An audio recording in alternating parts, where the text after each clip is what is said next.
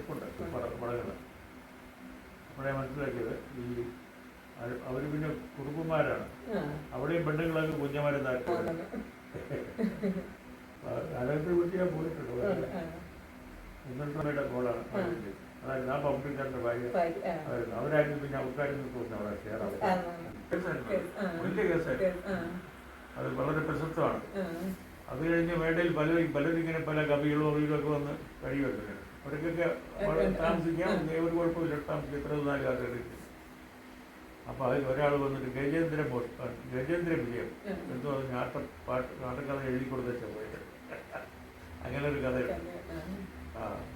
എന്നിട്ട് ഈ കേസ് ഒത്തിരി നടന്നു. കൊല്ലത്തായിരുന്നതിൻ്റെ കോടതി. അവിടെ അവസാനം വിധി വന്നത് ജഡ്ജി പറഞ്ഞു, ഈ രണ്ട് സഹോദരന്മാരും അവിടെ ഇവരെ കണ്ടിട്ട് ഏതെങ്കിലും രീതിയിലുള്ള അധർമ്മം ചെയ്യുന്ന ആളുകൾ അത് തോന്നുന്നു വളരെ യോഗ്യരായിട്ടുണ്ട് എന്ന് പറഞ്ഞിട്ടായിരുന്നു വിധി.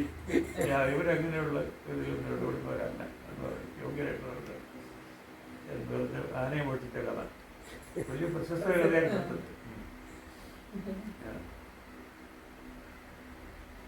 പിന്നെ അന്നത്തെ കാലത്തെ ഒരു ചില അതിലൊരു അപ്പൂപ്പന് മാനിക്കാനുള്ള അതിൻ്റെ സ്പെഷ്യൽ അതതിൻ്റെ പേരായിട്ട് നോക്കുന്നത്. കഥകളൊക്കാരും ഞാനും മാത്രമേ ഉള്ളത്. ലേഖനം പിടിക്കാതെ കുറെ കഴിഞ്ഞ് നമുക്ക് വായിക്കണമെന്ന് നിർബന്ധിച്ചുകൊണ്ട് നമ്മൾ കൂട്ടി വിളിച്ചു മറ്റു വിറകുകടക്കാരെല്ലാം ഇറങ്ങിപ്പോയി. ഇവിടെ കോട്ടത്ത് കെട്ടിടത്തിൻ്റെ ആ ഒരു രൂപം തന്നെയാണ്. ഒരു ഓപ്പൺ കെട്ടിടവും.